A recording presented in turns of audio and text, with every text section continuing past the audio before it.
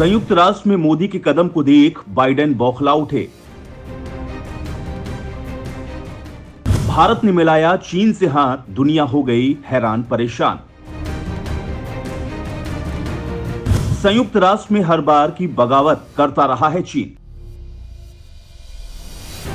तो फिर यूएन में चीन को ही ढाल क्यों बना गए पीएम मोदी? कश्मीर का क्या है वो कनेक्शन जिसका मोदी ने निकाला है तोड़? भारत के फैसले से अमेरिका और चीन दोनों ही क्यों चौंक गए? दोस्तों, 2 मिनट मैगी बने ना बने, लेकिन मोदी का दिमाग कब फिर जाए ये कोई कह नहीं सकता। अभी टर्की से हाथ मिलाकर मुस्लिम वर्ल्ड में नया बवंडर लाए ही थे कि अब चीन को लेकर भी कुछ ऐसा ही किया कि दुनिया हैरान और परेशान है। मतलब अमेरिका बार बार टोकता रहा, लेकिन रूस से दोस्ती बरकरार रही। फिर अमेरिका कहता रहा, लेकिन मोदी ने टर्की से दोस्ती कर डाली। अमेरिका के दुश्मन ईरान से तेल के आयात को बढ़ा दिया, और अब अमेरिका पाकिस्तान से यारी बढ़ा ही रहा था कि दुश्मन चीन के साथ मिलकर मोदी ने एक ऐसा तीर मारा है कि पूरा का पूरा यूरोप ही हक्का बक्का रह गया है। बिल्कुल ठीक सुन रहे हैं दोस्तों, भारत ने पहली बार चीन के शिनजियांग क्षेत्र के स्थिति को लेकर औपचारिक रूप से टिप्पणी कर डाली, और इसके बाद कुछ ऐसा भौकाल कटना शुरू हुआ कि अमेरिका की जड़ें हिल गईं। तो दोस्तों, मोदी ने आखिर चीन का सपोर्ट क्यों किया? क्यों अमेरिका को मोदी उसी की भाषा में पाठ पढ़ाने लगे? और इस नई रणनीति के पीछे आखिर प्लानिंग क्या छिपी है? कश्मीर पर अमेरिका कुछ करने वाला था, लेकिन उससे पहले ही मोदी ने इस नई रणनीति से सब खाक कर दिया। तो दोस्तों, अमेरिका आखिर पाकिस्तान के साथ मिलकर क्या करने वाला है, इस वीडियो में मैं आपको बताने वाला हूँ। मोदी के कदम से यूरोप और अमेरिका में हड़कंप। क्या चीन और भारत बनने जा रहे हैं तगड़े दोस्त?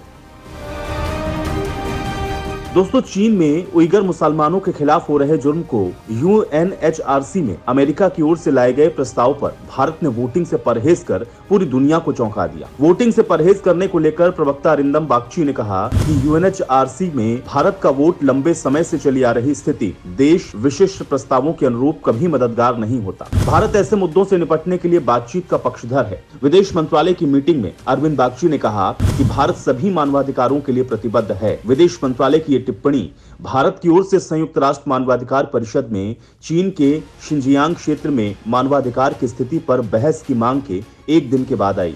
दोस्तों, यूएनएचआरसी में मानवाधिकार उल्लंघन के मामले में अमेरिका की ओर से प्रस्ताव लाया गया था।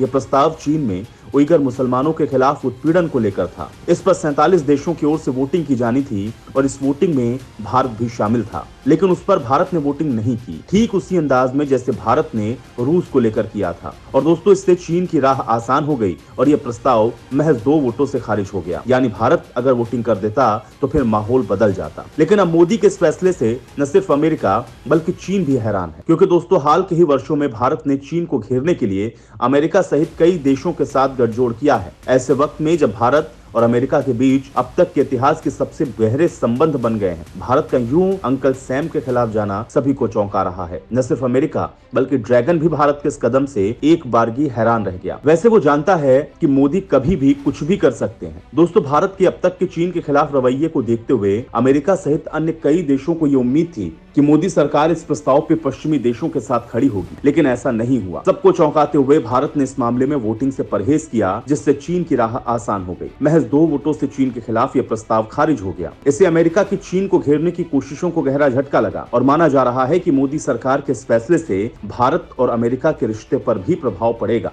मानवाधिकार उल्लंघन के मामले में चीन के खिलाफ वोट करने वाले देशों में अमेरिका, ब्रिटेन, कनाडा समेत कुल 17 देश हैं, जबकि Pakistan, UAE, Uzbekistan, Sudan, Indonesia, Qatar, Senegal सहित 19 देशों ने चीन के पक्ष में मतदान किया। यानी अमेरिका और पश्चिमी देशों के इस प्रस्ताव का विरोध किया। वहीं 11 देशों ने वोटिंग करने से परहेज किया। भारत के साथ यूक्रेन ने भी अमेरिका को चौंकाते हुए इस वोटिंग में हिस्सा नहीं लिया। अमेरिका ने यह प्रस्ताव ब्रिटेन और कनाडा की मदद से पेश किया, मगर भारत और यूक्रेन के साथ नहीं देने पर चीन के खिलाफ यह प्रस्ताव खारिज हुआ। अगर यह प्रस्ताव पारित हो जाता तो चीन पर कई तरह के प्रतिबंध लगाए जा सकते थे, मगर ऐसा नहीं हो सका और पश्चिम देशों का प्रयास व्यर्थ चला गया।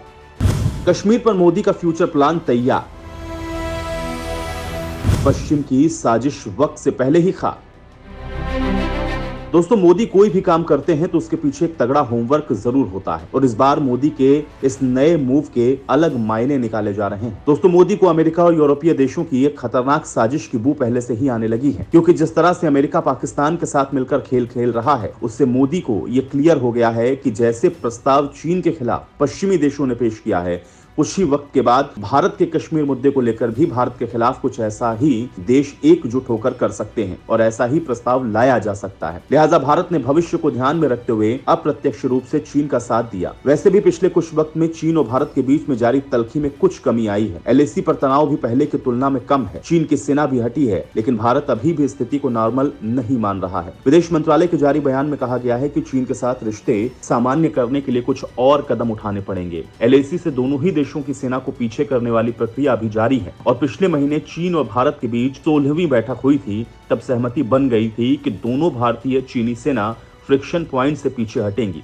उस सहमति के बाद कहा जाने लगा कि गलवान घटना के बाद एक बार फिर भारत और चीन एक दूसरे के करीब आ रहे हैं, लेकिन विदेश मंत्रालय ने अभी के लिए इन अटकलों पर विराम लगा दिया है। अब जारी बयान में कहा गया है कि चीन के साथ सामान्य रिश्तों के लिए अभी कुछ और कदम उठाने पड़ेंगे। अभी हम उस स्थिति में नहीं पहुंचे हैं। एलएसी से दोनों देशों के सेना को पीछे हटने वाला सिलसिला भी जारी है और अब विदेश मंत्रालय का ये बयान उस समय आया है जब पिछले महीने हुई एससीओ की समिट के दौरान प्रधानमंत्री नरेंद्र मोदी ने चीन के राष्ट्रपति से मुलाकात नहीं की। उसी फैसले से संकेत मिल गए थे कि रिश्तों में तनाव कम जरूर हुआ है, लेकिन खत्म नहीं हुआ है। अब विदेश मंत्रालय ने भी साफ कर दिया है कि चीन के साथ रिश्ते सामान्य करने में और वक्त लगने वाला है। दोस्तों, वैसे भारत और चीन के खिलाफ नई रणनीति पर भी काम कर रहा है। इस रणनीति के तहत सैनिकों को स्पेशल ट्रेनिंग दी जा रही है और जवानों का फिर से संतुलन बनाने पर जोर दिया जा रहा है। इसके अलावा अब सेनाओं के काम को भी बांटने पर जोर दिया जा रहा है। एक तरफ थल सेना को बॉर्डर एरिया पर चीन के खिलाफ तैनात किया जा रहा है, तो वहीं दूसरी तरफ असम राइफल्स उग्रवादी विरोधी सभी अभियान में सक्रिय भूमिका